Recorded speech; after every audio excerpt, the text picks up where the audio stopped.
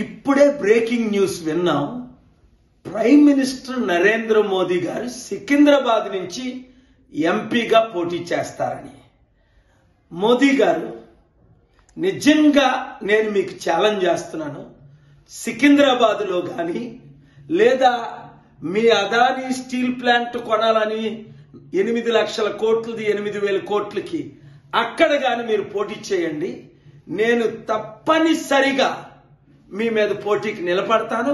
మా తెలుగు సత్తా అప్పుడు ఎన్టీఆర్ గారు ఇందిరాగాంధీకి చూపించారే, ఇప్పుడు మా తెలుగు సత్తా మీకు మీ బీజేపీకి చూపిస్తాం.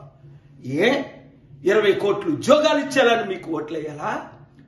సంవత్సరానికి 1,00,000 కోట్లు కాంగ్రెస్ పార్టీ అప్పు చేస్తే మీరు నెలకు 1,00,000 కోట్లు అప్పు చేసి 130 లక్షల కోట్లు అప్పు చేశారని మీకు ఓటేయాలా?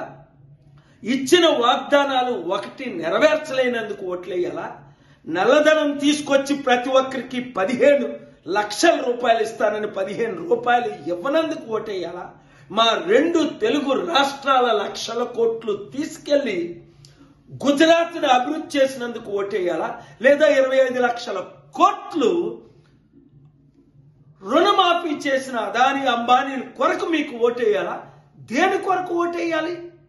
7569441275 అందరూ రండి, కలిసి పోరాడదాం.